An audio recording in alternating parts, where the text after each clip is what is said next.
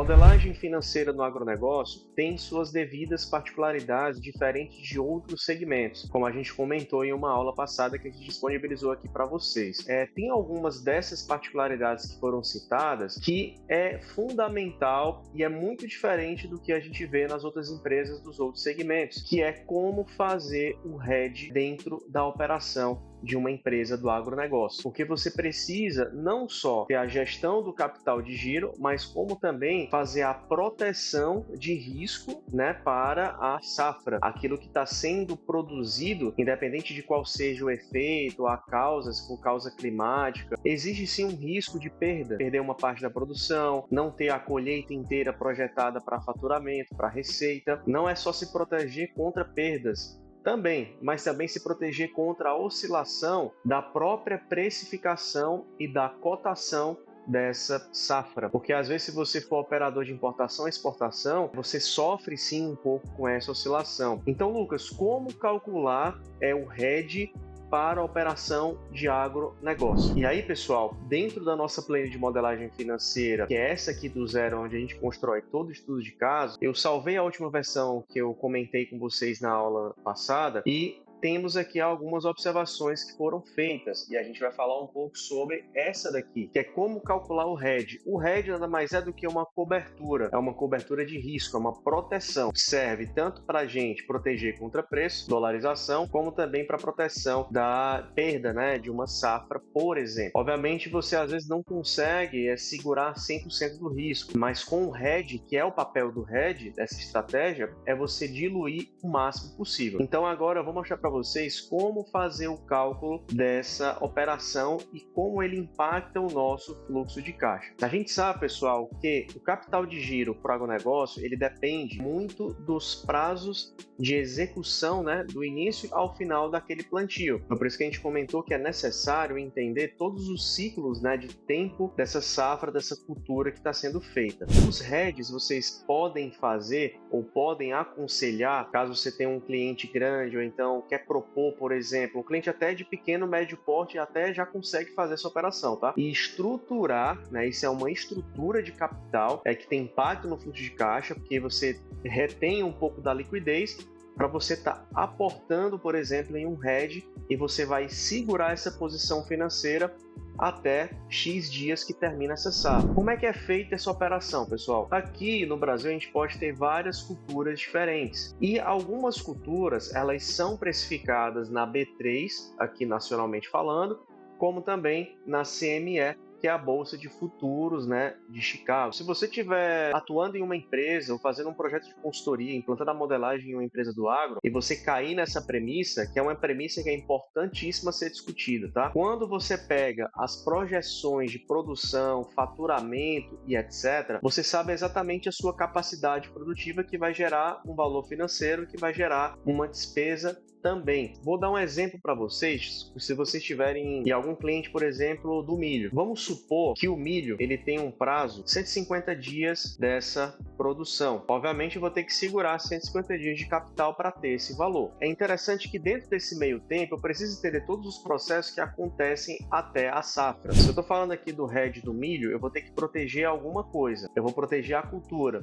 Sendo que para precificar isso eu tenho uma unidade de medida. Então qual é a unidade de medida? A gente vem aqui no Google, eu vou digitar aqui ó, milho B3 e é importante que você entenda quais são as características do contrato futuro. Então a gente vem aqui ó, características técnicas e logo de cara a gente já encontra ó, o código. Você pode vir aqui no site da Invest, aí você vem aqui ó, CCM, Milho Futuro Chicago, então a gente já clica nele aqui. E o que vai acontecer na prática? Perceba que o tamanho do contrato, eles são de 450 sacas de 60 quilos, e aí fala algumas particularidades que são bacanas, tá? Os meses de vencimento dos contratos, que é quando o TIC ele muda, aqui a cotação é em reais e o lote padrão é o contrato. Eu particularmente, outras experiências passadas, passadas, eu já fiz operações na B3 e também já operei milho futuro. Então é bacana que lá no book de ofertas você encontra muito fluxo de fazenda mesmo, fluxo de hedge, porque é um ativo direcional, é um ativo que define preço. Ele não vai ser volátil quanto um dólar, ele vai ser muito direcional. E é muito bacana você olhar o fluxo, porque você percebe alguns bancos ou corretoras que são provedores de linhas de crédito, financiamento dessas fazendas, dessas linhas de crédito agrária, que estão fazendo os hedges lá para o pessoal.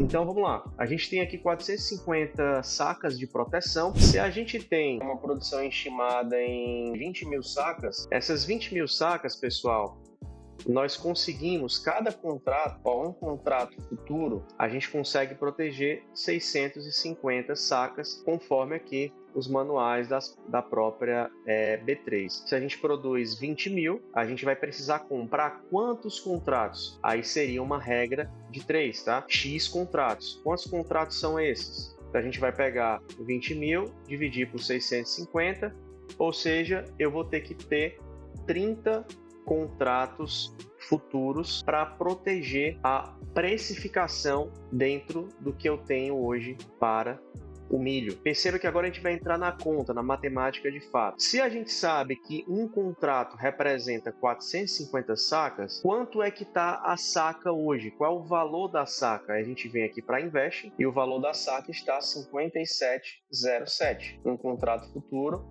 a saca está 57,07 vezes a quantidade, e aqui eu tenho o valor do contrato. Para a precificação de hoje, um contrato futuro ele vale R$37 mil. Vou dar um asterisco aqui, que quando a gente faz um processo orçamentário para o agronegócio, tem que ser um estudo que ele esteja muito bem acondicionado e muito bem ligado à capacidade produtiva, linkado com o financeiro, linkado com o hedge. Então, se você for um pequeno produtor, você já consegue fazer o hedge, depende da quantidade da produção, capacidade produtiva, quantidade de sacas, do seu tamanho, por exemplo. Para cada 650 sacas, R$37 mil.